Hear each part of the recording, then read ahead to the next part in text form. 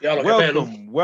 Welcome, ladies and gentlemen. We are tonight's entertainment views from the 22 live on the scene. We got a great show prepared for you all tonight. We're gonna wait a little bit for everybody to get settled in, jump in, get your popcorn. Please silence all phones and all communication devices.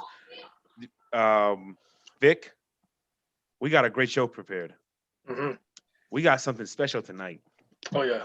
Talk to the people. How you feeling? I feel good, man. Besides the fact that just constantly arguing with you two, you guys annoy the hell out of me. You know, but I know it's fun. It's great.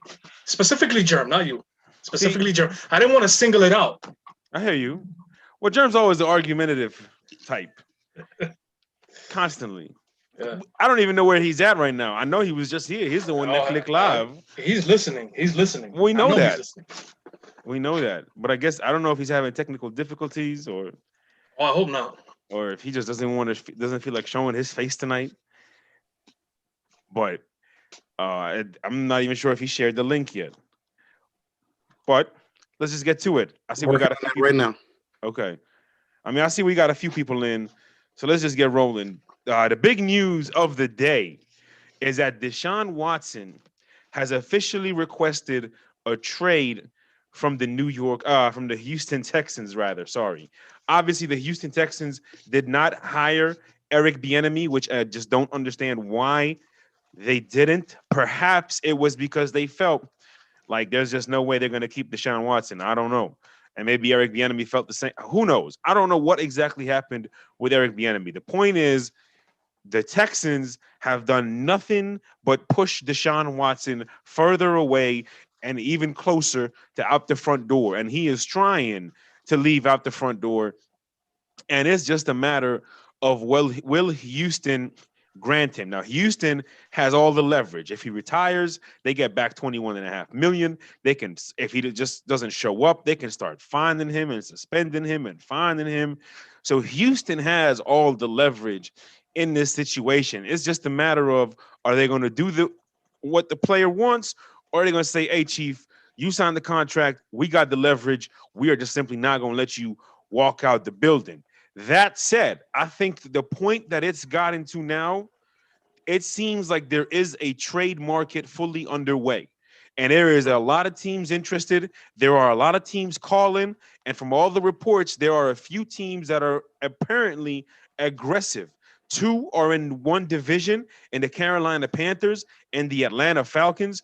That would certainly, business will definitely pick up, JR, in the words of the great ringside announcer. Um, you got if you have Deshaun Watson and Drew Brees and Tom Brady in the same division, to me, I'm sure the Patriots have called. I'm sure the Lions have called. I'm sure the Colts have called. I'm sure the Rams have inquired. I'm sure the Dolphins have inquired. I can promise you, off the top of my head, without thinking about it, three-fourths of the league have inquired about Deshaun Watson. Vic, your thoughts on what's going on and maybe the best football situation you would like to see Deshaun Watson in? Because it's definitely not Houston. Yeah, I mean, so you asked me the best situation. So I'll answer that first. I don't, I've made my choices. I think that Miami would be a great situation for him. I think that San Francisco, offensively, defensively, would be a great situation for him. We did see earlier that the Panthers, are inquiring as well.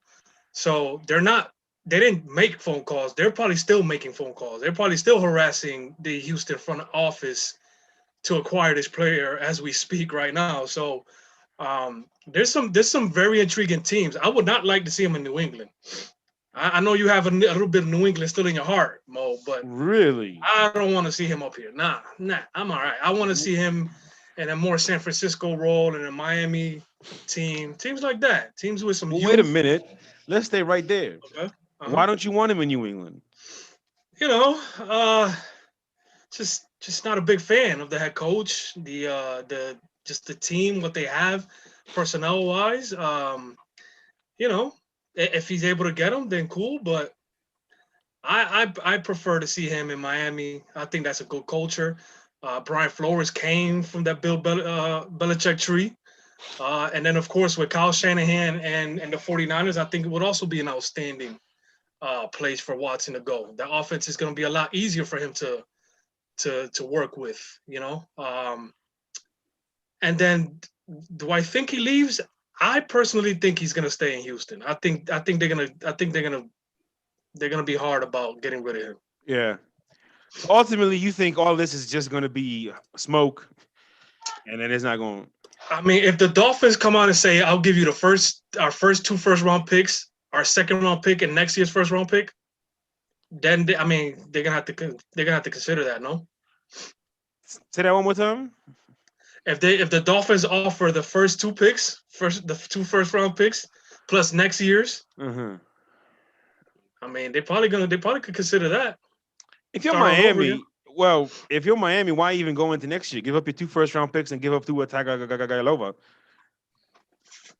I said that, but I don't know if they listen. I think Miami's the only team that wanted him, to be honest with you. Tua, Yeah. maybe. I mean, maybe. But for Nick Caserio, you let Deshaun Watson go. You better have somebody in there. Yeah. So we'll see. I think the overall QB carousel, as they're saying, is going to be quite interesting.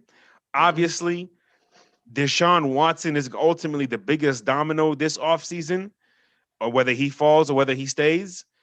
But what we're waiting on next is Ben Roethlisberger and Drew Brees. Are they going to come back, or are they going to retire? Where it is that Big Ben is willing to come back if the team's restructuring the contract. And then Drew, again, it just feels like everybody's kind of waiting to see.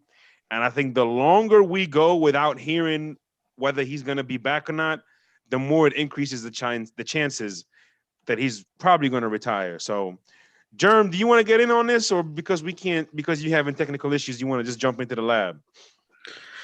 Look, all I'm going to say is this. Is if Deshaun is going to do something, shouts out to the MacBook. It's failing me right now, y'all. It's cool. Y'all can still hear the sound of my voice. Yes. So it doesn't make a difference. But the key here is I think for Deshaun, if you're going to go somewhere, you want to go to the situation where you have an opportunity to win. You want to showcase that the numbers that you have put up have not been empty calories. That is the most important part for him right now at this stage. So what he needs to do is, you got Miami, which is a good situation for you. I think the Jets may not be as bad as people think because they do have some interesting things that they can do, and they do have draft capital. But the key is they don't have enough things for him to be able to step in day one and be able to compete the way he wants to compete. Yeah. The only team that has it that I would say that can make it interesting is going to be Miami. If I'm the Patriots, I'm not doing that. I don't think that Bill would do that, especially in this situation. There's no reason for you to do that. I think you just need to build this thing organically. Go back to the glory days in which you have to actually build your franchise. This is a testament to Bill. How do you build your organization post or after Brady? Right. How many years do you plan on doing that? If New England becomes a prominent figure in this thing, then that tells you that Bill probably won't be there longer than about 4 years. That is a very interesting take. That really is. We'll stick to that. Remember that, timestamp that. We will come back to that on a different time. For now, let us jump into why we are all here. We got 3 lab and tell sessions, so to speak, if you will. Number 1, we got Tampa Bay. Vic Jr. is going to present that. Their offense, I think what you'll see is, outside of Kansas City, Tampa Bay's offense was obviously very good over the weekend. They kind of crawled to the finish. They had some questionable things happen in terms of execution, but overall, I think you will see that Tampa Bay's offensive execution was very good this past Sunday. I think what you'll see when we talk about Green Bay's offense and when we talk about Buffalo's offense is you're going to see some similarities. You're going to see some tendencies. You're going to see some things that are go hand in hand. Number 1, execution in the most important times on the field. And number 2, the defense, Tampa's defense and Kansas City's defense were fully prepared for what the opposing offense wanted to do. And I think you will see those three things: that Tampa Bay's offense executed much better than what the numbers ultimately said at the end, and that KC's defense and Tampa's defense was fully prepared. And it's not so much because of a great defensive approach, but more so because of a basic offensive approach. So let's get to it. No more talking. Turn the lights off. Put your phone on vibrate. Do not disturb. Whatever you got to do. Pen, papers out. Eyes to the front. Eyes on the screen. Eyes on the scene. Vic, all eyes on you. Put the share screen option above. Yes, you are. That is my fault. Go ahead. That's it. Mhm.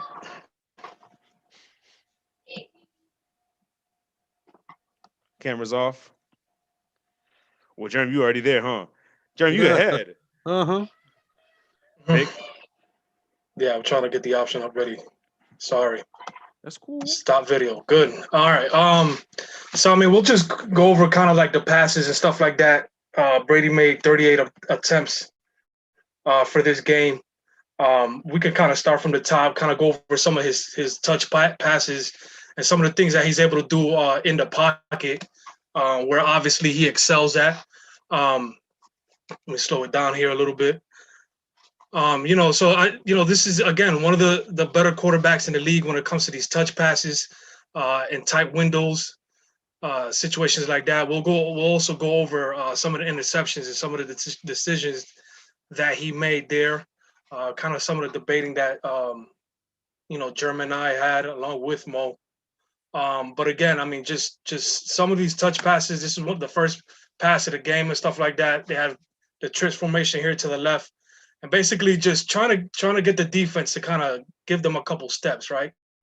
They took a shot to start the game. Basically, Evans had himself a nice one-on-one, and he faded away towards the sideline, giving Brady a perfect target to throw to. We'll check it out here from the pocket.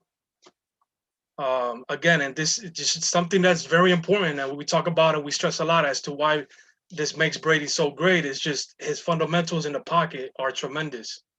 We'll get to the other side of it soon. But of course, just a normal, calm drop back about 3 steps, right? Follow through is just tremendous. Nice touch passing, and just not a lot of quarterbacks that can get these perfect touch passes like that. The next one, I got the touchdown to Mike. You guys want to say anything about these?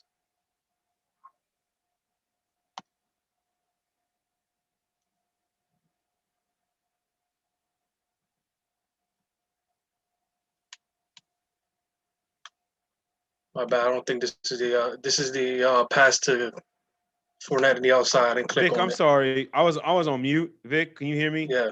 Mm-hmm. Okay, so I'm sorry. Apparently, we have some technical difficulties at the moment. The comments are disabled for one reason or another. I'm not sure why.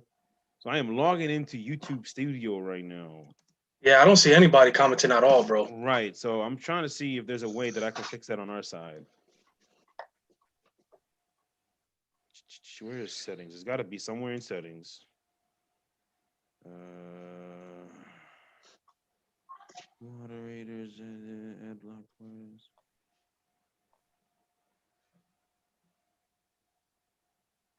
Allow all comments. Was it disabled? Allow all comments. I don't know. Something. I don't know. Let's try now. If anybody could type something, see what it. Yeah, see if I'm it pops up. trying to. Oh, let me do it. I can do it. Jeremy, you there? Yes, I'm right here. You got any I'm idea why actually- this would be happening? No, because let me see if I can type a comment. Do you see my comment? No. Wow. I see mine on my phone.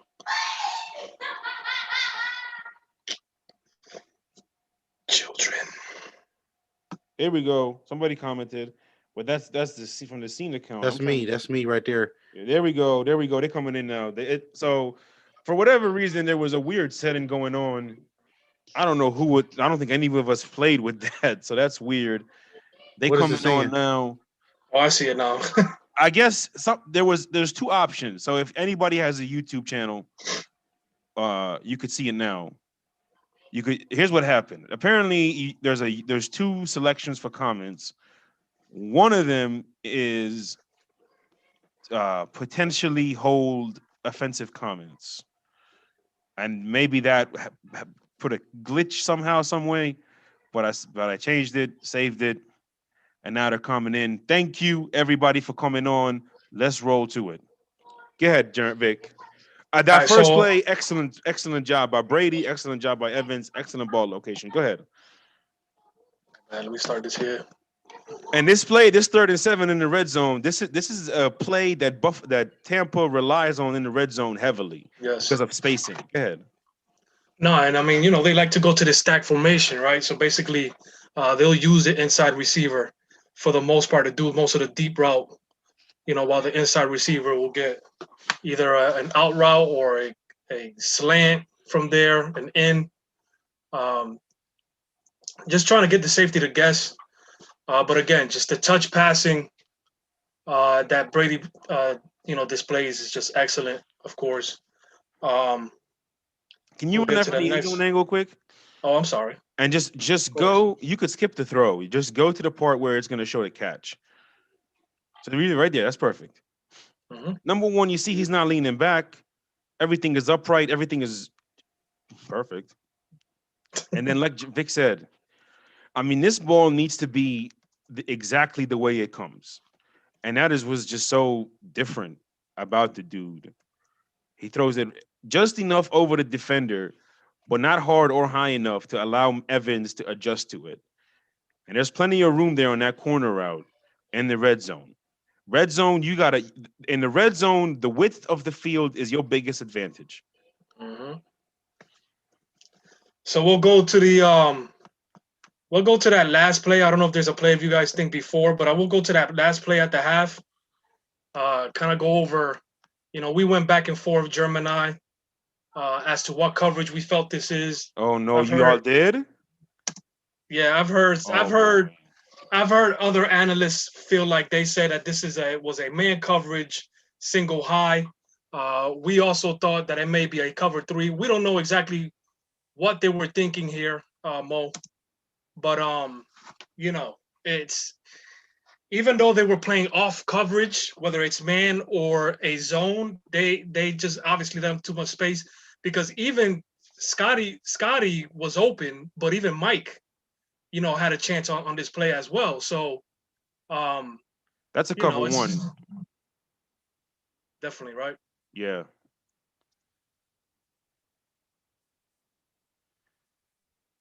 So again, that touch passing, the precision passing on it's just incredible. Of course, Brady understands his skill set and what he can do, and he's gonna obviously attempt plays like that.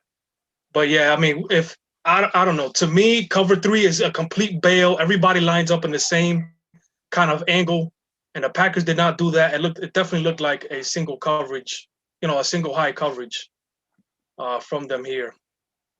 But again, it's going over the fundamentals here of the quarterback, who has to deal with a lot of off snaps for some reason. The safety kind of leans towards Mike. And he's just got that precision pass right there. And there's some air on that football. Oh, yeah. But it's just the way that ball comes down is what's most incredible to me. Yep. Like, he's developed into a beautiful deep ball thrower at the age of 43. Right. Come on, man. Let's go over these next 3 passes here, Mo. Which, as a matter of fact, I apologize. I missed one. That incomplete pass to Tyler Johnson. Right there, 348. 348. And again, see, like people talk about this pocket thing and that he can't get out of the pocket. And when you make plays like this, the way he's able to, Mo coined the term pocket ability. Yes, sir. The way you're able to maneuver in the pocket is also very important. Staying within the tackles, because again, that's where you're safest at. Not only you're safer there, but the more you get outside the pocket, the lower the chances of finding a completion are a little bit more significant according to the numbers.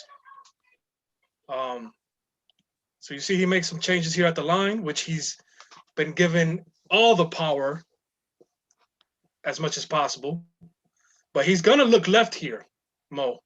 He's gonna give a little bit of a fake. Yeah, I love this. And the way he's able to hop into what he does next is just unbelievable. And this should have been a catch. No, there's no doubt. There's no doubt. But let's look at it from the back. That's where you could kind of appreciate more what he does. From the end zone view, of course. He's gonna make some adjustments here, communicating to the offensive line what he wants to do. Yeah.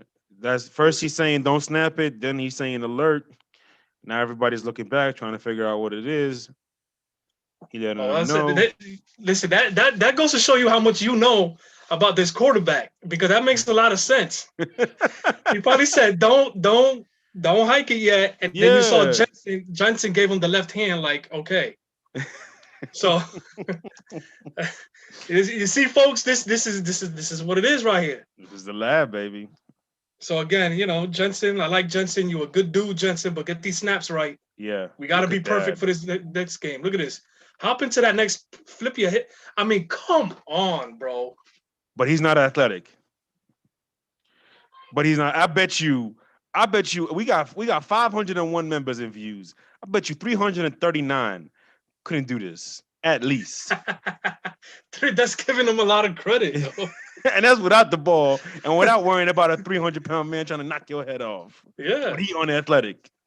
But the Bucks, this is one of the keys that you'll hear us discuss for the next week or so, is they have to be perfect. They have to be perfect. They have to catch these balls. Okay, despite how bad the game looked for Brady, they dropped a lot of passes. That should have been completions. And just, can you run that back one more time for like 3 seconds, 4 seconds, 5 seconds? For those of you saying, I'm sure there's somebody in the comment section or who's going to watch this later that's saying that ball is behind him. He is protecting his receiver with that throw. I mean, because that safety is still making a pretty good play. And so he has to throw it where he can protect his receiver. Yes. Boom. He is protected, because look at now, this safety, he broke his stride. He's no longer coming full speed at a straight line. And that's a huge difference. Yeah. Can you see my cursor? Yes. For the seam routes, right? What these quarterbacks are going to try to do is obviously throw it right here between the hash mark and the receiver, right? But they're obviously going to try to look off the safety, and then they'll have this space here. But like Mo said, this is that precision passing that he likes to do. He's going to throw it in a spot where he knows that the safety is not going to at least get a hit on his receiver.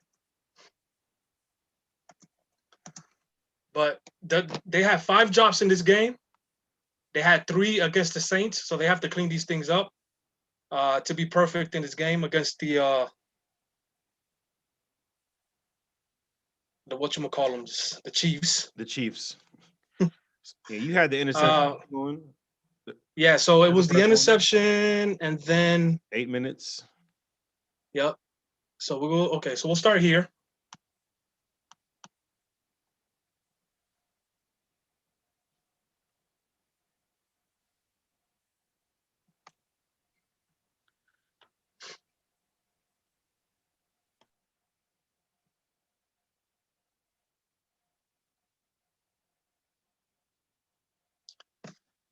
So what do you think, Mo? I think that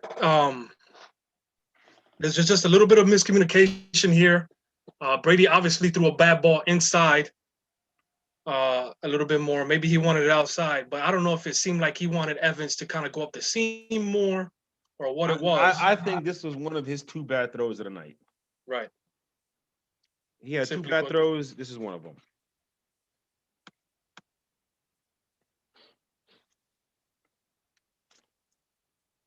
But hey, it's an imperfect game, baby. Right. So I think what he had in the left side of the field or up the middle, that he didn't like it. It still gave the see. Amos played a decent game when it came to not getting manipulated too much by Brady.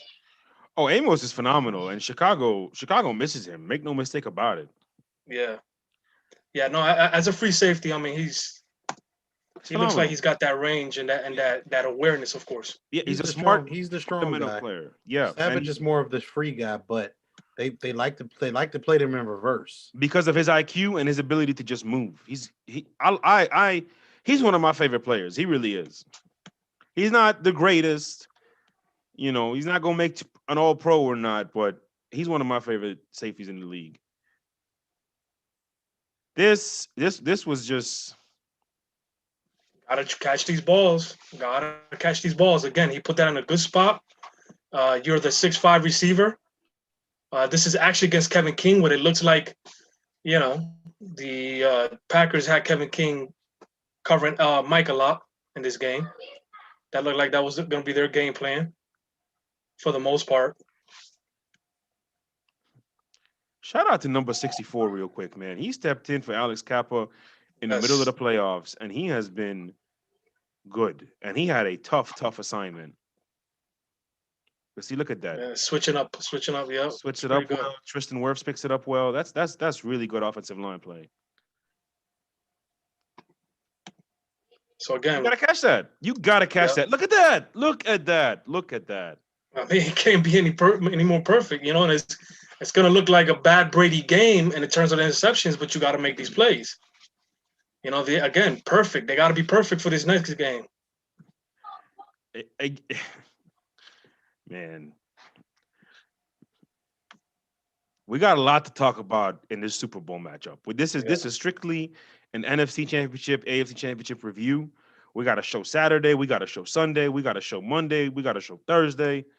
We got a show Saturday. We got a show Sunday. So we got a lot coming up. It's not all going to be lab. Some of it is going to be 30 minutes. Some of it is going to be fan-oriented. So if you want to be involved in any of these shows coming up this week, let me know in the comments. Let Germ know. Let Vic know. Let Big Shot know. Put it on the Facebook group, Views from the 22. We got a lot going on these next couple of days leading up to this great matchup. So me and Germ thought that on this play, Mo, you see, Mike had the deep over. Yes. On this. So there's two things that we felt two guys didn't do too well here.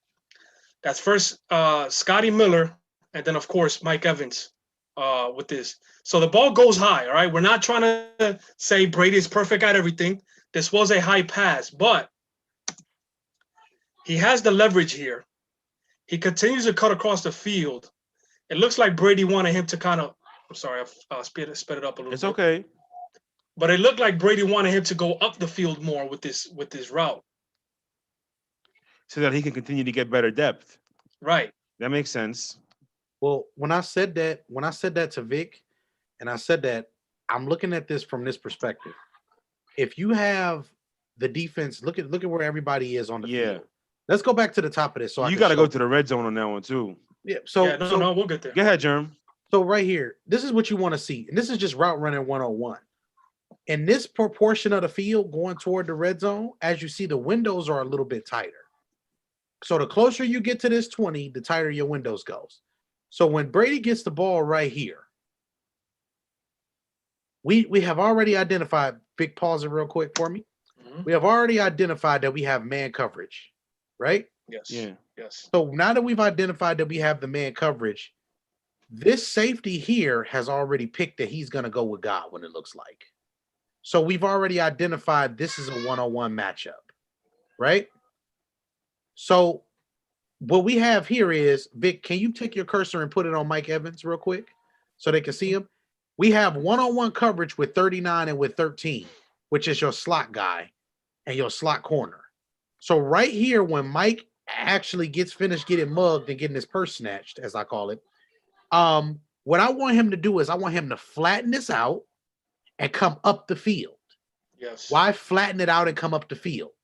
Well, you want to give your quarterback room for him to be able to run up under the throw or whatever the case is, for the receiver to be able to run up under it and be able to make a play on the football, but also not give anybody a chance, which is the DB, to cut up to undercut the throw. So right here, you say, oh, that's a lot of separation. But when we're talking about the NFL, only thing he has to do here is if he flattens this route out, Jair doesn't get the opportunity for this pick, and he probably runs right into it in stride.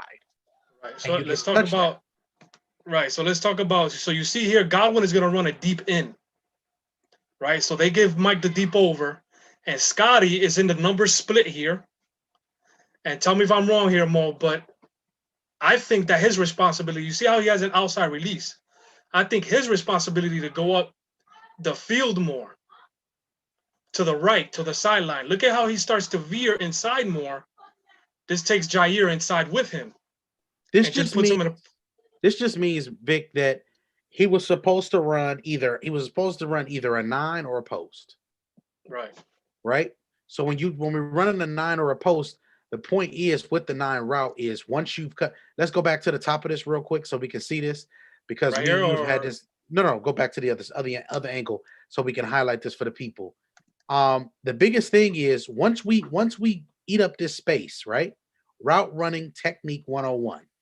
In a 9 fade route situation, me and Vic argued about something else on this, which is why I'm bringing this up. Right here in this situation, what you get is you want Scotty to once Jair bails and comes out, you want Scotty to eat up all of that room right there Mhm. and then make a move inside or outside. Scotty didn't eat up all of the room and he just came inside because Jair gave him the inside. Yeah. But Jair also gave him the inside there because Jair is not worried about Scotty beating him deep because he knows he has the ability to catch him. This is something that you see all the great DBs do. This is called baiting a quarterback into thinking somebody's open and then you making a good play on the ball. That's something that Jair has been very, very good at. And But real quick, Scotty Mo, here looks like he ran a route. Looks like he didn't run the route properly. If this is a 9 route, it looks like he first of all he ran it too much at an angle rather than running it straight. yeah, And if it's a post, he didn't run it at the right proper angle, which is also why you get Jair in that spot. I mean, but the way that it's a deep over for Mike, for that to be a post, I mean, it kind of crowds the area. But I mean, it could have been a post. It just Could have didn't. been a post, but that's why I say it's only 2 routes that it could have been. You know what I mean? Right. So real quick, Mo, before you say, because I think we're gonna say something, we're gonna talk about Jair real quick on 2 things, on the next interception as well, plus this play real quick. But go ahead, Mo. Oh, just real quick, Jeffrey Hellman. Shout out to Jeffrey Hellman. Said I thought it was the jam off the line that got Evans and Brady off timing. Good point, but it was his second read, so the jam wasn't as significant because it was a good jam. But Evans ultimately did get a good release at the end. Stop Yeah, it right no, here, he was Vic. able to separate. Just give it back a couple seconds. Like half a second. Oh, if we get it back a half a second, I can drive. Oh, this my play. bad. You good? You good? You good? You We'll do it good? again. Take your time. But I want to show y'all something when I speak of this. And Vic, get your cursor ready. Hit the space bar now. Now, when I say take an angle up, Vic, take your cursor and back it up just a tad bit. No, not just your cursor. Just your cursor. So back it up a tad bit. Go to the goalpost. To the goalpost. Yeah. Right on the goalpost on the screen.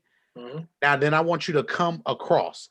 What we want to see is I want to see him go to that goalpost, and I want him to be at this depth so Yeah. that when this ball is coming in, why is this important? Because this means that when he's coming in, the ball is going to pretty much hit him in the chest if he's at that depth. But when you make it, he's making this into more of a skinny post situation rather than actually running it from what it was. Because this doesn't even look like a deep over the way you run it. He ran it. Yeah. I mean, both routes kind of look interesting as to what they were trying to think. And these are some of the things that it's the whole season they've been off, and some of the communication. And Brady is just has mastered so much of the quarterback position, plus the routes that he expects them to run, and where he expects them to be. That you still see some situations where they're not on the same page. But real quick, let's talk about Jair here. A lot of DBs don't make this catch. A lot of DBs lose track of this ball, and they don't make this catch. But, I mean, his ball skills are tremendous. We're going to see the next interception real quick on what he does and what me and Jerm went back and forth with. But you know, in terms of breaking down DB film, Jair is one of those guys where, I mean, you would have to pick him first. Between him and Jalen, pick those two guys on how to you know what a DB should look like and what you know their film. You know, for any DB trying to learn, any young DB trying to learn how to be a professional DB. I mean, watching these two guys are incredible. But here, this is the play, right, Jerm? Mm-hmm. Here, well, he's gonna use, this is a man, right? But he's gonna use the bail technique and or the back pedal. And what that does is it's gonna allow him to watch the receiver, but also keep a little side eye on what the quarterback is doing. So Mike's job here is to, again, right, basically close this gap, and then he can make his move. I think Mike did everything he needed to do on this play. We'll get to what happened to Brady next. But Mike does everything he needs to do, right? It was called shortening the cushion, right? Is that it's kind of making eat up space. Eat up the cushion, eat up the space. Mm-hmm. Jair does a good job not letting him do that. See how he continues to backpedal. So Mike makes his break to the outside. By then the ball was already in the air. Jair makes the catch on it. It isn't the best ball tracking by Mike either, though. That's the whole thing I've said here. What you have to understand is here in this situation is you have to understand that you still have to be able, once you know that you have man coverage here, you have to know that the quarterback still, because even with that being said, this is a back shoulder throw. By the time Mike turns his head here, that's not enough time for you to then turn around and make a play on the football. Well, that's not even that. Jair locates the ball much quicker than Mike. Jair's locating the ball at this moment. Mike's still looking for it. Right. Let's look at it again. Let's look at it again. Because we're gonna get to the pocket. We're gonna get to what happens in the pocket.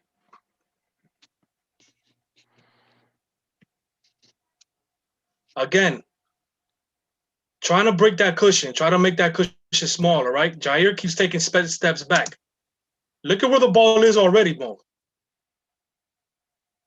So how we expect him to track it when his job is to eat the cushion up, and then, because his job is to then, once he gets to that spot where he's even with the corner, is to look up in the air for the ball. Fair enough point. It could be, now, here's the next part of this. Hold on, real quick. I'll let you get it out. Go ahead. This is where I expected him to look at the ball, though, right here at the 40. But by then, that ball is already at midpoint in the air, right, and Jair tracks it. That's fair. So go ahead, Mo, German. Then we'll get to. So go back a little bit. Just go back a tad bit. I'm going to show.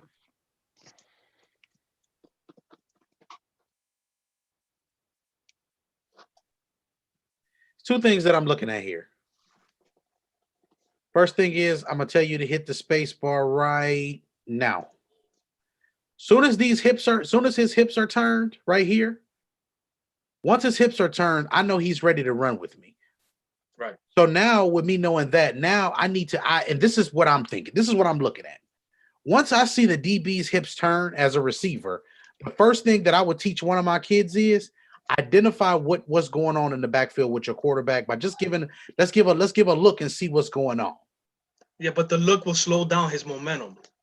If the look slows down, no, because here's the thing, the look is not going to slow down the momentum on that aspect of it. What I would like to see is I would like to see him look back at this moment, because we already know what the DB is going to do here. DB is on his horse to run or make up. Look at where his hips are. Look at his hips.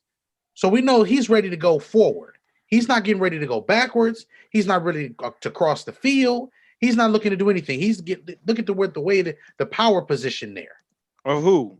Jair. He's ready to go. He's ready to start running.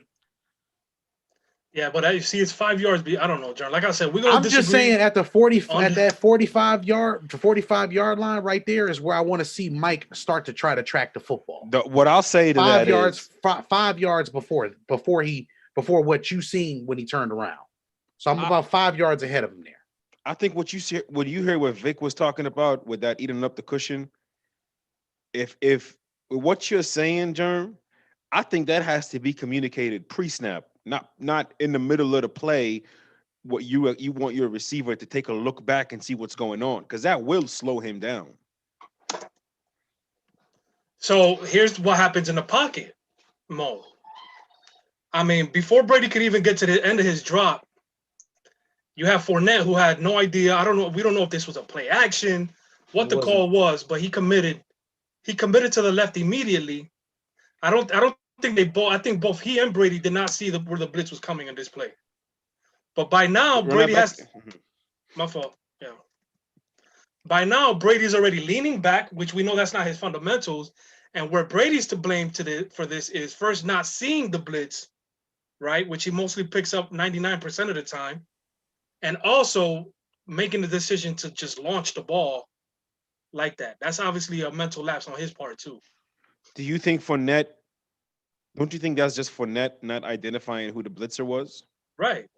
So you should. Okay, you're right. No, you're right. No, I think right. I think of course his job is also to identify the blitzer. Right. No, they got fooled. But I think they both got fooled. Yes. Well, And I mean, that's here's where another thing that I'm we gonna say don't too. we don't want to see Brady in this position. This is not his game right here. That's not anybody's game at all. So he should have just ate the sack there. But go ahead. Fade away, not perfect. Hell no. So can we get back to the formation real quick? Here's the thing that I want to highlight real quick so everybody can see this at home and you can understand some things about offensive line protection. Offensive line protection normally in certain situations, what they do is they normally fan out and then they create a place for the running back to step up in the middle and help in the middle of the field or the middle of the pocket or whatever the case is in normal situations and circumstances. I know every protection scheme is different, but I'm saying normally, right? So the first thing I see here is we're in a situation where the motion automatically shifts the line or shifts the guys. So after that, what we get here is once Scotty comes across, we've identified pretty much in so many words that 26 is going to be coming in. So it's going to be a little bit quicker line to get into the football from where he is there, opposed to him coming from the outside. What I want to see there is I would rather my offensive line fan out and allow Fournette to come downhill like he did and hit somebody in the middle or aid somebody in the middle more than what he did there. But I don't know what the protection call was here. I think again, but remember, Jerm, like you said when we were watching it, is he pointed out the mic, so that gives the center this responsibility, that gives him this responsibility, and this that would have gave Tristan Wirfs 26 as his responsibility, which is who I think the responsibility of picking up the blitzer was Tristan Wirfs, and I think Zadarius Smith was in charge for Leonard Fournette. But either way it goes, in this situation, anyway. You know what I'm saying? You cross. So in that situation, even if they cross like that, if you cross, Tristan still would have to pass them off and then still get back into his pass set and help on the other end. So I think it's just one of those situations where it's a little bit unique. It's different. Yep. I don't want to really go too much into it too far. But I mean, overall, I think what you just see from that situation is you just see a situation where the communication wasn't where it needed to be and everything just didn't go the right way, which is okay. It happens from time to time. And even the greats have their issues at times with these type of situations. It's nothing big, not a big deal if you ask me. So you want me to share the screen for the Green Bay one, Mo, as well? Oh, I mean, that's up to you. That's up to you. Germ's got the stamps, right? You want to do it, Germ, or you want me to do it? I mean, go ahead and matter of fact, Vic, go ahead and just share your screen for it. We got to do all of the stuff. We already 45 minutes in. Yeah. All right. So, do you want to just let's just make this simple. Let's go to quarterback. Let's go to the quarterback and let's just talk about this. Let's talk about Aaron Rodgers in this game. Some things that I wanted to see. Some things he could have did better. I'm just gonna come out ready. Quarter 2, 5-13. Let's start right there. I'm about to make this easy and simple. We don't got to make this hard at all, man. 5-13. Yep.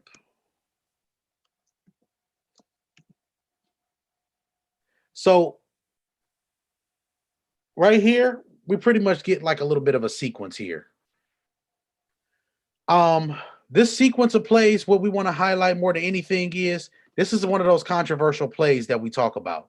Right here, we got Davante Adams one-on-one with Carlton Davis with a with a much tighter split to the formation, with him being inside the numbers. So this gives them the great outside leverage that he needs in order for Aaron to have a lot of room to make this throw. So what I want to see here from Davante is I want to see him pretty much eat up this cushion real quick and then make his move to the outside and give it. So what he does is exactly that, but he does it with no hands, all feet. And Carlton is beat here. Aaron needs to place this ball either higher or he needs to put the ball up and over to go to the back of the end zone. What Aaron does here is he doesn't follow through with the throw. So the throw is a little bit lower rather than it is higher. And then what you get on top of that is you get a guy who's who's moving full speed and now has to contort his body. Now, people may say, well, Davante makes this catch. But this is what happens sometimes when we're in these unique situations. We don't always make contested catches or body contorting catches like this. That's why they're such a spectacular grabs when they happen. What we need is we need the ball a little bit more and with a lot less velocity on it. Because as we see, Carlton Davis is beat. Yeah. So, I mean, again, like you said, they gave him that tight split, right? That number split so that they can have this space. Look at the space between the pylon and the receiver. Mm-hmm. You know, all he had to do was give him a little bit of a touch to the outside, and that was it. Look how beat he has the corner. Again, width in the red zone is your friend. Yes. Very simple. We don't have to go any further than that, right? So let's just watch it from the end zone angle one more time, and then we'll go to the next play. This is a 3-play sequence. Look, man, this is easy. This is easy. This should be pitch and catch every time. It shouldn't be this hard. I understand quarterbacks make bad throws. Cool. We made a bad throw here. So let's just throw this away. But I want y'all to count. In the comments, I want y'all to count. That's a first down play right there. That's 0 of 1 right now in the situation where we're in the red zone. And remember what the score is. It's 7-14. So let's go to the second down play. That's a touchdown right there. Correct. That puts you at 14-14. That ties it. Remember we talked about it. They were down 5. They would have been down 1 based on that alone. So let's go. Boom. This right here, we roll in the pocket. Big stop it right here. First thing that I want to say, what happens when you roll the pocket in any way, shape, or form, you automatically cut off another side of the field. So now we're only reading Davante Adams, and we know this for sure. Lavonte David identifies that. Vic, can you put your cursor on number 30? This was a beautiful game plan by the Bucs. Right Lavonte David, that's not Lavonte David. I'm sorry. David right there. I'm sorry. 54 right here. Can we put the cursor on number 30 for Green Bay real quick? Let's do it again. Yes, absolutely. Lavonte David is right there, and then number 30 is right there. So I want y'all to see where these two players end up. We're gonna get it back to that same part so y'all can see this.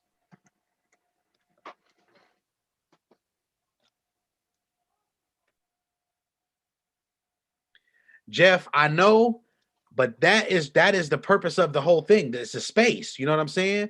The space is the most important part. Let's stop it right here.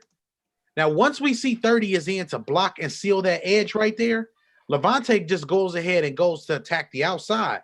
But in the same time, he keeps his eyes on the quarterback. So now we know 2 things. We know 2 things in this situation.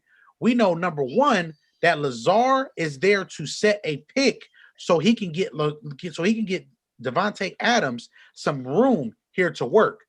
But look at the way that Sean Murphy Bunting takes an outside angle and an outside release to this to allow Carlton Davis to be able to stay attached to the receiver because he knows he has Devin White underneath this route. This is called knowing what is around you. So as you see, right 23 right there. So now you see Carlton can make this play even if Lavonte David is standing right there. Give me 2 clicks of the space bar, stop it right there. Look at Lavonte David with his hands up. Hands up right there because guess what? That right there should be a completion, but it's also going to be a tackle. Again, on the backside, you see where Lazard is? You look at where Devin White is, look at where Murphy Bunts again, look where the safety is. Perfect. So there's no throw there for Aaron Rodgers either. And then we get a batted ball incompletion. Next play. And Let it again, run you out. know, real quick. I mean, you know, the fans, whatever the Rodgers fans, they don't like to hear it, but this offense, it was pretty clear that the Bucks were well prepared for the offense. Let it play because through, Vic, while you talking. Yeah, what David does here is, I mean, is incredible because they did this throughout the whole game. They knew that the offense is predicated on a lot of short passes, a lot of passes behind the line of scrimmage or close to the line of scrimmage, and they had somebody get to the flat. Like Jerm said, he watched the running back. The running back sat into to block, and he just quickly went to a spot to make sure he's in the way of that ball. So we're gonna see a little better visual of it here. Very, very simple offense that they scored a lot of touchdowns on plays like this.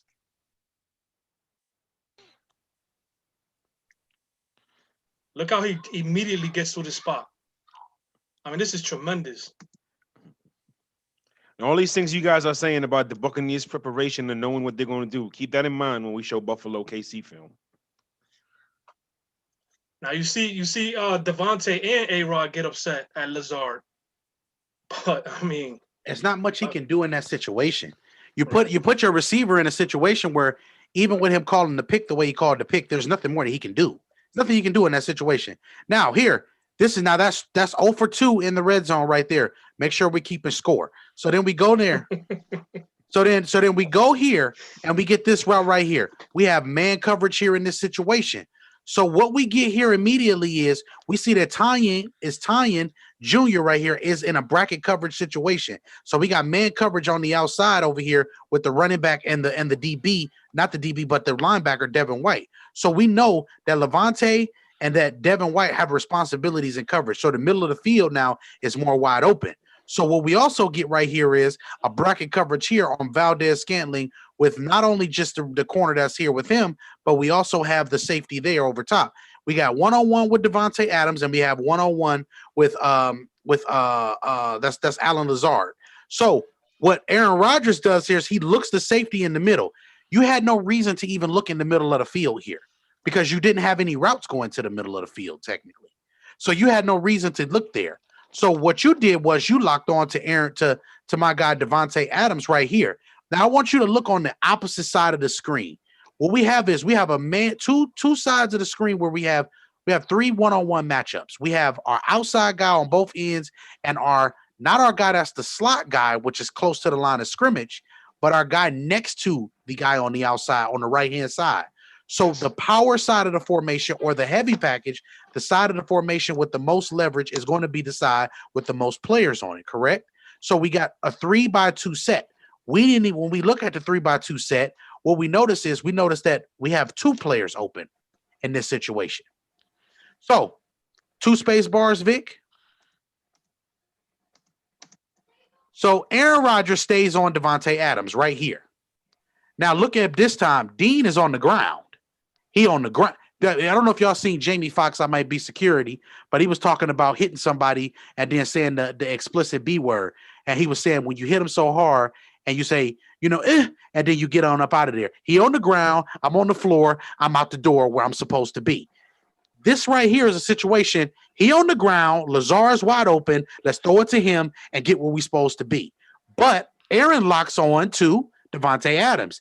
As you see, there is a 3-on-2 situation here, and there is cluster in the same area. So what we have done here is we have already minimized exactly what we can do on this play. So right there, we have Lazard open, and then even with this, he makes a late throw. The ball has to be out there. Yep. And this is what we talked about on that Monday show. They ran 3 plays in this sequence. 4 guys was open. On one play, 2 guys was open. Davante at one point open, bad throw, and then Lazard open. And this is why we talk about if you go to the end zone angle.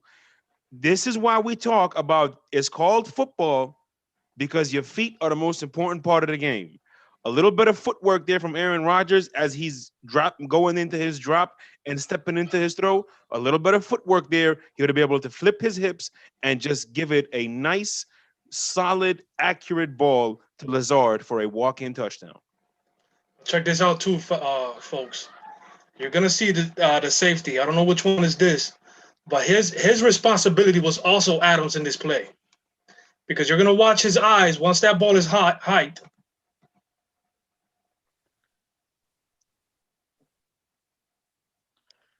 His eyes are on Devontae. So once Devontae runs that, so we got a little slant and goal, right? Little sluggo. Look it. He tries to jump it. Boom. He's done. He's done.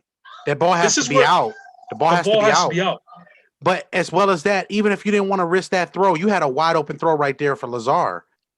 And you had a clean pot. Again, ladies and gentlemen, let me say this. If you felt like that, you still had a clean pocket. So he still could have went to Lazar and scored the touchdown. He didn't have to rush this at all. He had no pressure.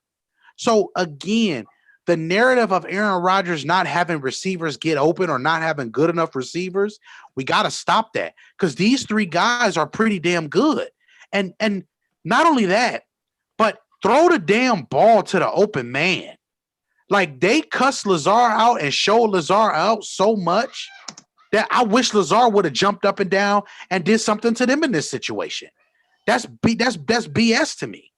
Like, y'all showed up this kid so much, but then you missed him in the end zone more than once. And don't worry, I got all the stamps and the receipts right here, and we're going to go buy them. But again, that ball should have been out. And then even look at where the placement of the ball is. That's where the ball should have been placed when Devontae won the route at the beginning. Exactly. So he could have ran into that spot. But instead, we all the way out of bounds on the end zone, out of the end zone. That doesn't make sense, man. We gotta hold these quarterbacks accountable the same way. Y'all want to critique Brady for 3 interceptions? We got different things we can critique them for. But let's critique Rodgers now about missing open players in the end zone. Apparently he outplayed him though. Hey, listen, here's the thing. You can't outplay somebody if you didn't show up and play the game the right way in the first place. Sorry to say it. Next point. Let's go to the next side. Let's go third quarter. Remember, Jeremy, first play of the third quarter, 15 minutes. Remember, this was before the half. So they could have tied the game before the half. Absolutely. That's before the Scotty Miller, all of that chaos as well. Let's go. Matter of fact, wait. Let's go to the end of the first half. Let's go to the interception by Aaron Rodgers. Where's that interception? Yes. Right. Now I want y'all. All the narratives are going to stop today because Germ said they're going to stop today. So I want y'all to get ready, get your popcorn. I need y'all to sip some of this tea. I'm going to sip my little tea. I know y'all like that song, but hey, look, here it is right here. We got a situation here where everybody is so fixated and saying, oh, well, Bunting is holding. Number one, stop. Thank you, Vic. I want to highlight something. You see how the cornerback is in his hip pocket? We teach our corners. I teach kids this. If I'm teaching a kid, I'm teaching hip pocket. If the receiver is in the hip pocket this way, 9 out of 10 times, where is the ref or the back judge or the side judge or any judge going to be able to call any type of holding? Because you're right there running with him, and you have rights to the same position you're in as he has to the football, and you have the right to the football as does he have the right to the football. So what can they possibly charge or show or even call on this situation? This is perfect coverage right now. This is called ticky-tack things that happen in coverage. So now hit the space bar 2 times for me. And real quick, Jerm, this is when the cornerbacks, they play very smart, and they'll tug at the receiver a little bit. They'll mess with their legs. They'll smack their legs, or they'll tug their jerseys to kind of slow them down. Correct. Now, right here, I want y'all to see right here. Why would you make a throw with a guy underneath like this? That doesn't make sense. That means you're trying to fit a ball in a window you don't have to. But y'all say, well, where was he going to throw the ball? Back it up. Let's watch it again. I see. This is why that 22. Shout out views from the 22, because this is really what this is all about. We got Tanyan right here wide open because he put a nice little filthy move here on Levante David. But again, Aaron Rodgers is not assessing the entire field. He's only looking at 1 or 2 players. So if we're reading the field as an elite quarterback should, y'all said he was the best quarterback in the league. I heard he was the baddest man on the planet. But I see wide open receivers every time I'm watching him play, and then I see him throw to the running back, or I see him throw to somebody else. So now the excuse is, well, okay, they're holding. Well, there was nobody holding Tanya right here because Tanya was by himself. He does. Kelsey does this route beautifully. Is that fake that out and run up the seam? It's exactly what he does here perfectly, and then he curves it inside the field, as he should. Right, stay away from the safety because the safety is playing the numbers here. Right there, he has beat Levante David. Levante David is beat.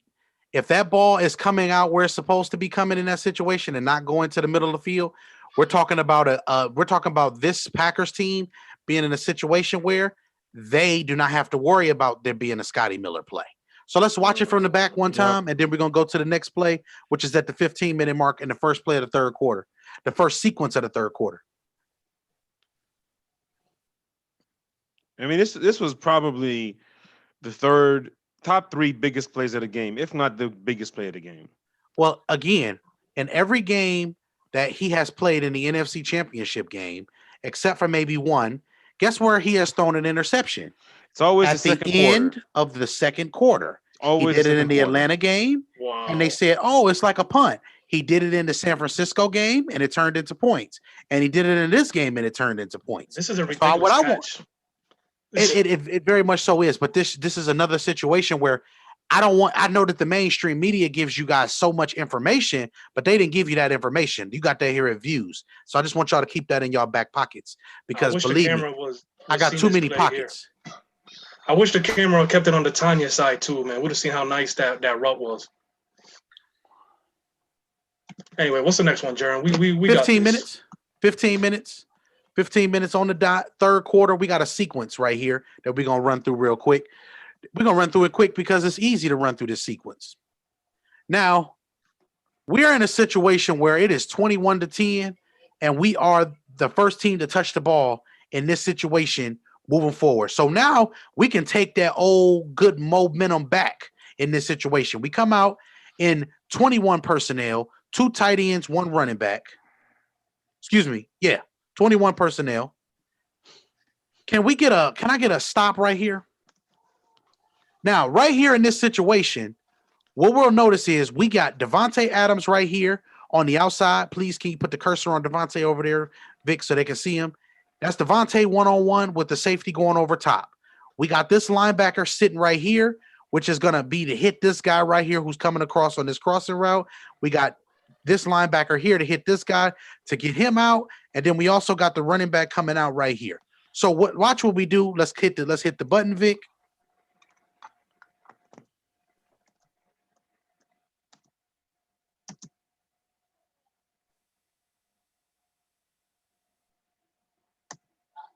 So, what am I saying? Well, you got this receiver that came open across the formation. People may say, well, he wasn't open. Well, when we look at it from the end zone angle, you'll see what I mean. When a guy is crossing somebody's face mask, what is that normally designed to do, fellas? Which one?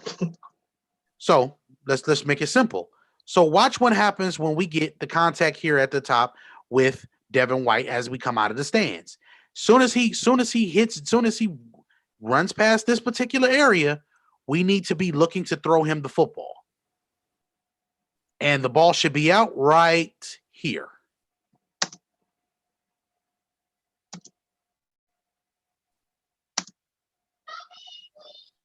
Oh man. So what we're talking about him being getting hit, pressure there, yeah. but if the ball was out right there, that would have probably been a late hit on the quarterback potentially. And the reason we're pointing this out is this is a 3 and out, right? Was this one of the 3 and out situations? Yes, this is a 3 and out situation, but also this is where Aaron Jones got hit so hard and we thought that he was saying, yes. I'm bleeding in my chest. So that's what would happen right there in this situation. So here we go to the next play. The next play in itself. Here on this play, now we have a 2nd and 5. 2nd and 5 in the shotgun. Now, why we don't run the ball in this situation, I don't know. This on the pack, yeah. This on the team. This is a team issue that I have with them. But right here, throw the ball here to there. Aaron Jones. Guess what? Aaron Jones dropped that. I can't blame Aaron Rodgers for that. Aaron Jones dropped it. But right here, I think we need to be running the ball. So this is where Matt Yes. LaFleur dropped the ball in a situation. Yes. 2nd and 5, you're ahead of the chains. Why not run the ball? I don't care if you're not getting any yards. I don't care if it's a 3rd and 5. If you want to keep this defense honest, run the ball and keep the linebackers coming downhill, because that is the most important part of you being able to win games in January, is being able to run the football.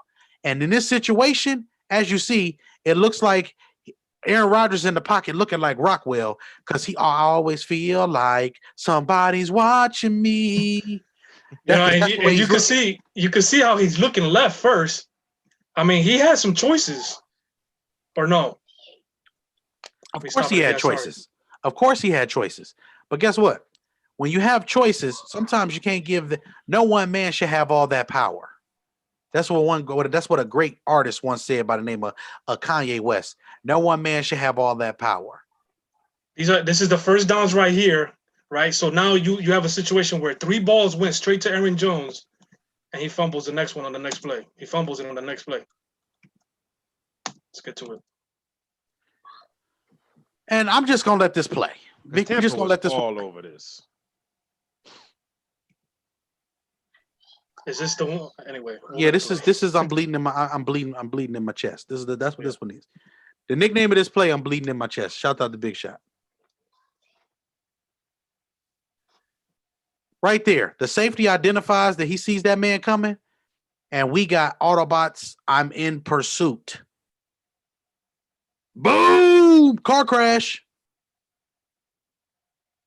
And then the person who was responsible for covering him, look at what he does. He says, "Oh, look what he picked it up like my guy in Space Jam. This must be mine." That's how he picked it up. He gets beat. He gets beat here In the Devontae- traffic. Yeah, Devontae is the man covering him here. That's him right here. Devin White. I mean, Devin White. He even shows press coverage here for a little bit. But again, these are this offense is predicated on running the football a lot and doing a lot of these screen plays, a lot of these picks. Look at all these picks here. Bro, these were all design picks, fellas. To get Aaron Jones some free space. Why not run the football for 5 yards? You had 2 chances to do that. Yep. But Jaquan, why do y'all have so much beef with Kanye these days? Let that man be great, because he was great. What else we got? still is We great. don't got much time. I don't know. 10:31. I mean, I'm gonna leave it at 10:31 and 7:54. Those would be my last plays. I don't need to cover anything else. I mean, because if I sat here and cover all the red zone plays by themselves, which I could have just did that, We and need a whole hour. that would have been disrespectful in itself. We need But a what whole it is- hour. What you got from here? So right here, this is 10:31. On this particular play, we get another one of those formations where we get everybody to be wide open. And we get a guy who rolls out and scrambles, and it turns into a scramble drill. So Equanimous St. Brown in the back of the end zone, right there, is beating his man. Aaron Rodgers has time to sit there, fix the ball, and throw it. But he doesn't. So people are saying it doesn't look like he has much time. Well, this is why we have the end zone angle, right? So now you're going to be able to see exactly what was going on from the back. So as you're going to see, JPP actually doesn't close on Aaron Rodgers as fast as it looks from that angle. Because once Aaron gets this here, JPP crashes inside and actually falls down. So once that happened, he gets back up. Right there, if you notice, this is where Aaron Rodgers can be looking down the field. But where is he looking? To the running back. But if you look at where he's looking there, now he's looking there. So now, if we just stop hopping to our left and just line it up and throw it and give our guy a chance, we can do it. But then go ahead, click the space bar. Oh, we're going to slide to the left. What in the cha-cha slide is going on here? Man, we need. I don't know. We argued about with Mo with another play towards the end of this game. I mean, some of these plays he's gotta take these risks, man. He's gotta make the decisions faster. I mean, Well- you're supposed to be the MVP. Well, let's see some MVP type passes. In this situation, we get an incompletion. No good. Anyway, So 754 is our next play. I don't know what more I need to show on that one. You can do 749. Go to 749. Wait, is it 749? Let me see. Short left to yes, it is 749.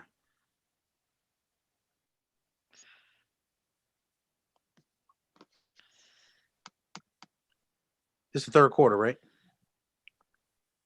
now they do score on that drive, but I mean, we trying to, we're down how many points here at this time? We're down 28 to 10 at this point. Wait, was it this one?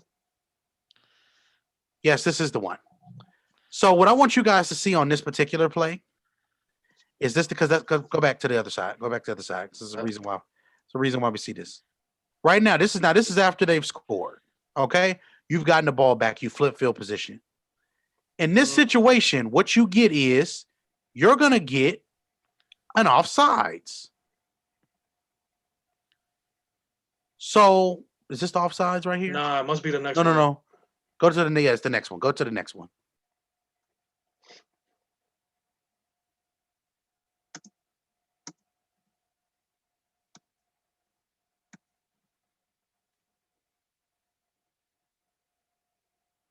You sure it wasn't the fourth?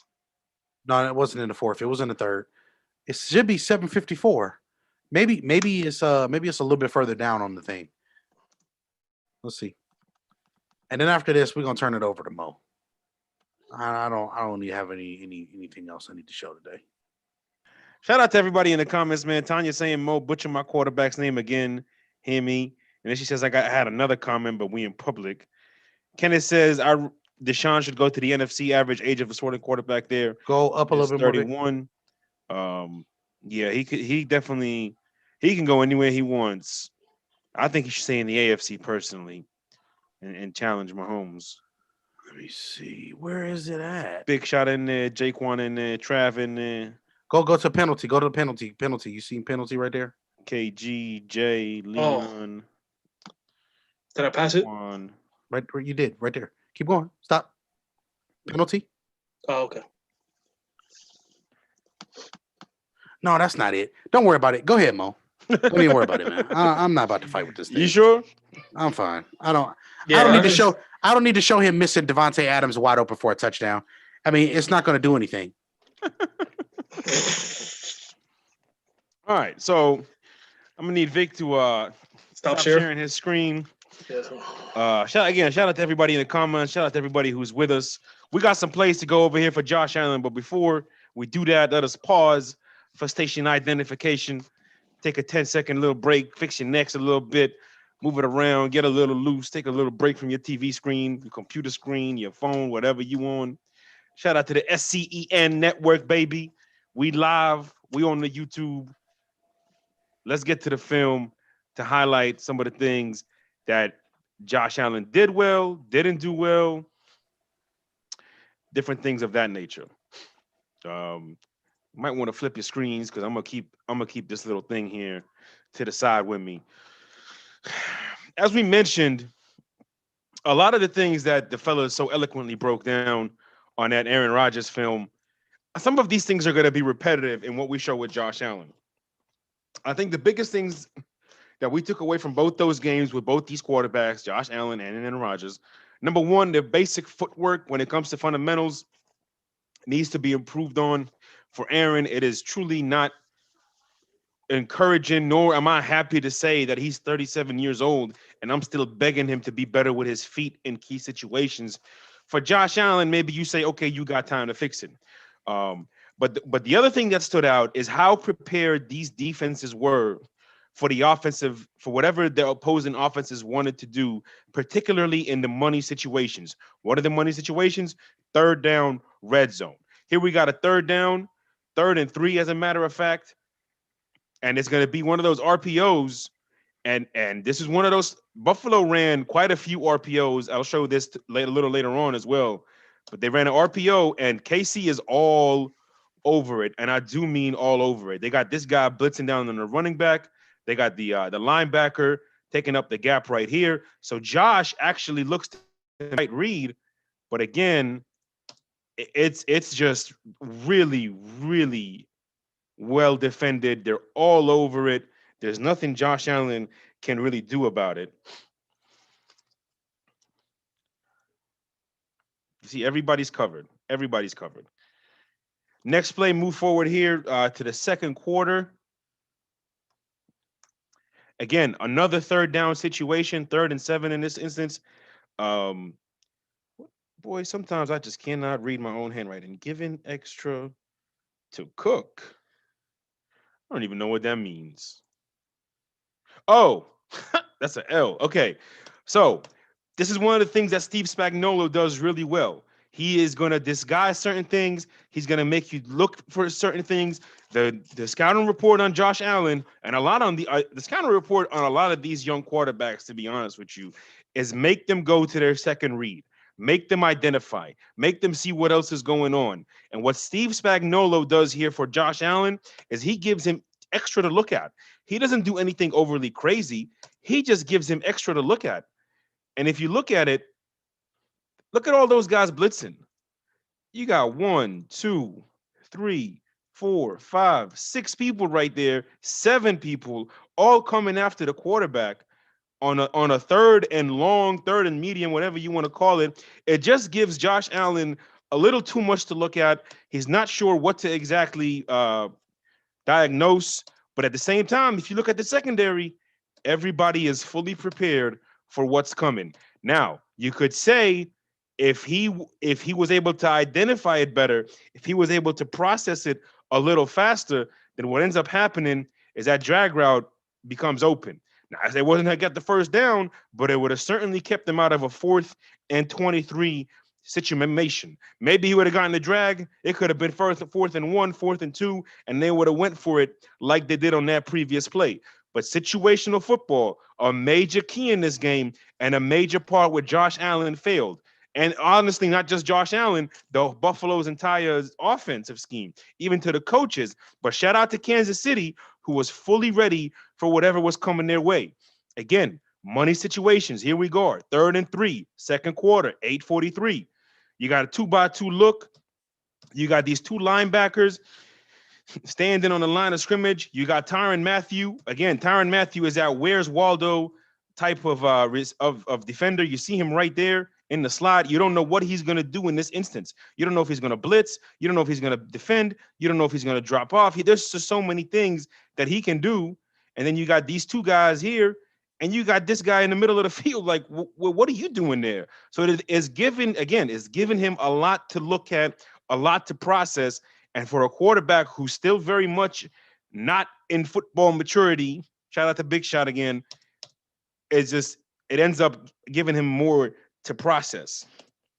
And again, shout out to Kansas City's defense, who is just doing a tremendous job with situational awareness of what Buffalo is trying to do. And what you end up seeing here from Josh Allen is an inaccurate throw from the pocket that relies on footwork and relies on precision.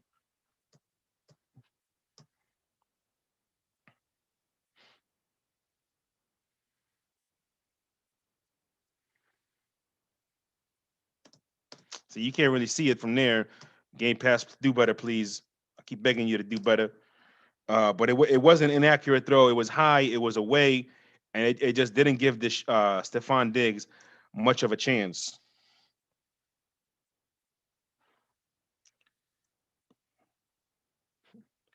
Is this it? I could probably skip this play then because I didn't realize it gained 20 yards. But this is just part of the preparedness of this Kansas City defense. Again, situational awareness. What ends up happening is he gives a check. Oh, I remember this play now. Okay. What ends up happening is really Josh Allen just extending on this play. But if you notice, this is Stephon Diggs right here. This corner does a tremendous job of running with him while maintaining his leverage because he knows he's got this corner, this safety right here to protect him. So all they're doing is keeping that little little green that you're seeing between the yellow, they're keeping Stephon Diggs in there. They're keeping him in that little tunnel, in that funnel, whatever you want to call it, that alley, and just keeping him in it, because what they wanted is to make Josh Allen throw in tight spaces, and they felt like they would take their chances throughout 60 minutes. And you can see again, everybody's covered. Middle of the field, they got to cover one robber. And I watched the mic'd up version. Tyrann Mathieu once or twice would just scream out double one, and that's the coverage. Double one, double the main receiver, cover one. And that's exactly what ends up happening. Man coverage all across the board, a robber underneath, and Honey Badger being a robber. And they're just completely prepared for the entire approach. More of the same. A couple plays later, 1st and 10, 2-minute warning. More of the same. They're just prepared for it. This is another situation where they're just ready for whatever's coming. They know they're going to see the bootleg. They know they're going to see all this stuff where he wants to roll out to his right, and they are just completely ready for what's to come. A good job here by the corner on Stephon Diggs. A good job by everybody else across the board. They got proper depth, proper leverage, proper communication. Really nothing for Josh Allen to do with this football. Another outstanding job by the KC defense. And then we're going to move forward here to another crucial play, 2 crucial plays in a row. 2nd and 4, 3rd and 4 from inside the red zone. Again, as German Vic talked about Aaron Rodgers and being in the red zone and how much he struggled. Same thing for this Buffalo offense, but this was no fault of Josh Allen. We got to be fair to the player. This was the KC's coaching staff just being prepared for whatever was coming. The number one failure of this Buffalo team, as we talked about this, Josh Allen is not the guy you want in a muddy game if he's got to throw over 40 times. If he's throwing over 40 times, they better be leading. They better be in control. They better be setting the tempo, all that. If he's chasing and you got to put on his shoulders, you're going to limit everything that this offense wants to do. The number one priority for the Buffalo Bills, get a solid, dependable running game for Josh Allen. Very next play, 3rd and 4, same thing. Look at this. This is just the defense knowing what's coming, the defense being fully prepared, and the defense just understanding the tendencies of the quarterback. See where Josh Allen is looking? This corner identifies that immediately and leaves his assignment. Why? Because the film says that Josh Allen is going to throw this football right here. This is what we talk about when we say NFL defenses eventually will catch up to you. It's a decently designed play. It's good timing. It's just because they recognize the tendencies and they were fully prepared by a very good coaching staff. Everybody was able to rally to the football. There's 4 3 men.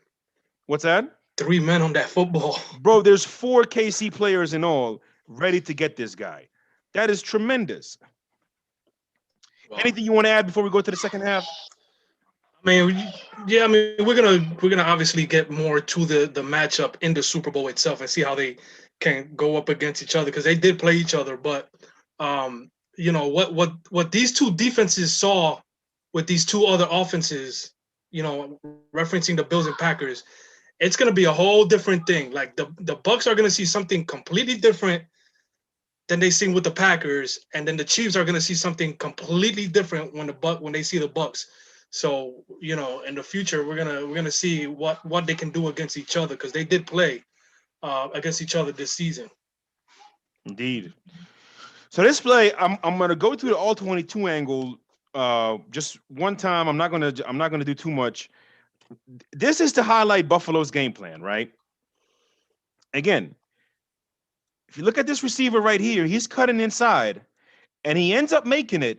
But the whole idea is to make Josh Allen consistently make tight window throws. Now, he does it on this one. As we saw on a couple third downs, he did not.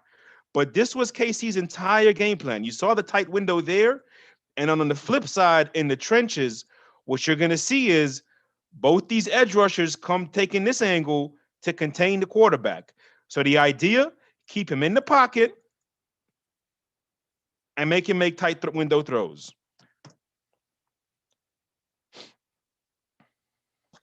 Same thing for the quarterback on the other side, but we'll get to that Sure. in the future. Sure. But you see, they're containing small window. Everybody knows what's going on. And again, you see another mesh concept. And there's another thing we criticize Aaron Rodgers for it. Josh Allen has that same criticism where it's like, yo, just take what's in front of you. Patience was not his strong suit in this one. Well, I think it's been like this since college, bro. I think he's a risk taker. You know, he's with that arm, he thinks he can make any pass downfield, and that's what it. You know what I'm saying? So it's gonna be he has to find that balance, obviously in the NFL, and he showed that somewhat this season. But like you said, when you get to the playoffs, it's a whole different animal. Teams adjust. They have a lot more film on you, and they of course they got the of course they got the players for it. I don't know why I did that. If you notice, though, that looks like, oh, never mind. So here's the situation. 3rd and 3, 24-12, third quarter. Let's not talk about the fact that Mo's got some art and he didn't tell us about this, Jerm. But What do it's all right. you've seen me use this before. I know you've seen me use this before. Probably a long time ago. I'm not. I mean, you know, it's arts and crafts time. Yes, it is, baby. We in the lab. He doesn't share. That is a lie. You better take that. Retract your statement. I'm gonna mute myself again. Okay. Okay, 3rd and 3 again in the red zone. 2 things to look at here. Okay. Number 1, and this is a preview of the Super Bowl matchup show. That right there is 95 Chris Jones. 95 Chris Jones does not like number 12 Tom Brady, nor does he like anybody playing quarterback. Keep an eye on him, and again, keep an eye on the entire flow of KC's defense as they were just fully prepared for what's coming. You see the communication here by these 2 guys. They're communicating with each other. There it is. See the communication, understand what's going on after the motion. And then on the opposite side, they're communicating, these 2 defenders, all because they are fully prepared for what's coming. Everybody is aware. They know the tendencies, they know the weaknesses, they know the strengths. They know this is just a great defensive game plan by KC. And when you have a great defensive game plan and combine that with a game record of Chris Jones's magnitude, it's going to lead to problems for a lot of quarterbacks. All right, 2 things to go to real quick. Go back to the first quarter and go back to the first pass of the game. 2nd and 9. What they're going to run here is an RPO. We talked about these RPOs. It's an RPO play, and they go to the slot receiver in Cole Beasley. There's the play action, RPO. There's the read. You could tell it's an RPO because the linemen are blocking forward and they're pulling. There's a read. Good throw, right? Nice little throw, nice little read, in an attempt to get the quarterback in rhythm and the quarterback and the offense in some sort of flow. Same thing here. They ran this a few times, but I'm just going to go to 3 times. Same thing here. 2nd quarter, RPO again, slant route. They pick up 7 yards, make it a manageable 3rd down and they ended up converting. But then in the 4th quarter, you remember when we were kids and it was just a batch of cookies and you put your hand in that cookie jar 1 too many times? Of course, I can't read my handwriting. So I can't even, when you can't even read your numbers, you start typing these stamps out. Well, how is that supposed to be a 3, Mo? That looks like a 7. I wrote 1721 as a stamp. Okay. Damn. I know. 13-21, 2nd and 10, 4th quarter, 2 touchdown game. The game is not over, but this is a huge sequence in the game. And what ends up happening is they just put their hand in the cookie jar 1 too many times. Again, Kansas City is doing different things, trying to move and rotate as close to the snap as possible, just to give him an extra thing to process. But in this one, they just are fully aware of what's coming. Look at the corner. Look at the way he plays this. Jerm talks about that hip pocket, gets in there, gets his hand on the ball, interception. They just reached there, put their hand in the cookie jar one too many times, and this was ultimately this really might have been the closer. But we talked about how KC had a tremendous game plan for how they were going to attack the Buffalo offense, and they were completely ready for it. And we talked about this a couple weeks ago. Josh Allen had to be patient. And this is one of those games where same thing. In the NFL, in the playoffs, in January, the deeper you go, the more you have to be patient as a quarterback. You saw that with Brady against New Orleans. You saw that with Mahomes earlier.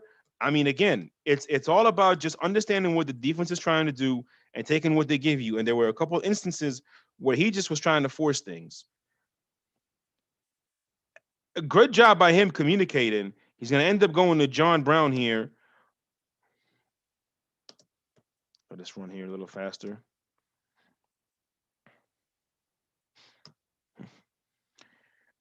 Again, defense fully ready for what's coming. Run a cover two pattern reading type situation here. And again, they just know Josh is fully trying to force this ball in there. And this is something that you saw throughout the game where he just got a little impatient at times. Fast forward to the third quarter, 2:47.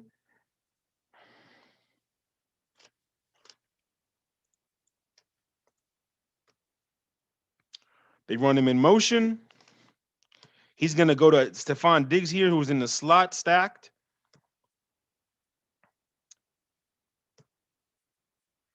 You see everybody, they know what's happening. Thornhill does a great job flipping his hips there and retreating. The corner is understanding the leverage and the help that he has from the safety.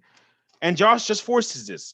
And again, it's not on him. It's not all on him because I just think the Buffalo's approach to this game could have been much better all around. And I think you saw that throughout 60 minutes that their approach wasn't very good and KC's was much better. And the KC's execution in turn was also much better. Lastly on the show, fellas, ladies and gentlemen, this is why we say your feet are the most important part of the game. Fourth quarter, you see Stephon Diggs here. Would you stop, please? You see Stephon Diggs here. See if this will help me here. Yep. Thank you. You see Stephon Diggs. If he's even, he's leaving. He's got him wide open here. All he's got to do is make the throw. But instead, he's continuing to retreat in the pocket. He throws it leaning.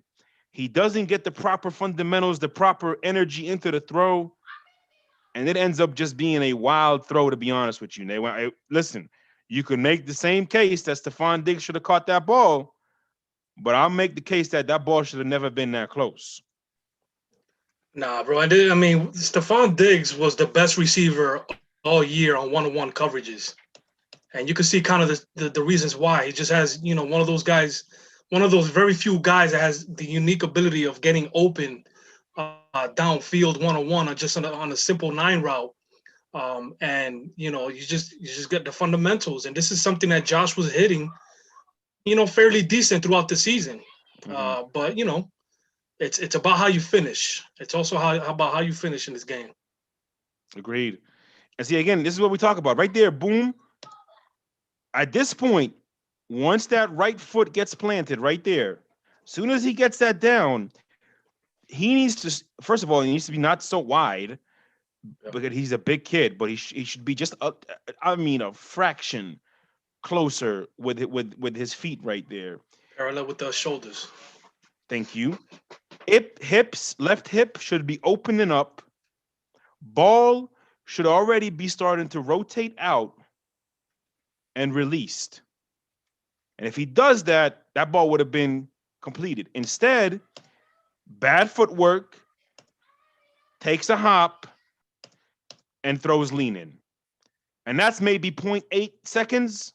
That is a lifetime in the NFL. It might be even more than that. I didn't run it full speed. That ball, that's not the Mike Evans ball we saw. That ball is high. That ball is high, that ball is fast, and that ball is away. And that ball is not where it needs to be. I mean, this is somebody with a lot more velocity in terms of the trajectory. You know what I mean? So if he would have left it out a little bit more to the end zone, who knows where he would have gone if we got another touchdown there. Agreed. So there you go. Bucks offense, execution, moving the ball, capitalizing on in the red zone. Green Bay leaving plays out there, not making the easy stuff, not and not executing in the red zone. Buffalo, a game plan was much better by the opposing defense. The offense,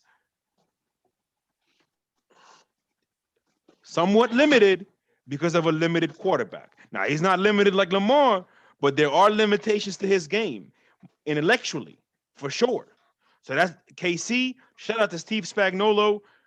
If there's one thing I will do in this world is respect that man as a defensive coordinator because I have to. I have no choice but to. So shout out to everybody in the comments. Big Shot, Kenny, Tanya in there, Jaquan, Trav, Jeff, Leon. Shout out to you. KG, J Ham in there. MJ's in there. Shout out to everybody watching. Shout out to everybody who stuck around. Long show, we know, but there was a lot to cover. Vic, closing thoughts. Just looking forward to breaking down what this matchup is. We're gonna definitely watch the game. Like I said, that they went up against each other. And then just kind of see, I mean, like I said, these offenses are gonna be completely different from what they saw in the championship game. So it's gonna be about who's gonna be the cleanest, who's not gonna drop, because both these teams also led the league in drops or were top 5. So again, it's gonna be who's got the most cleanest game for this Super Bowl win. Agreed. Germ, closing thoughts.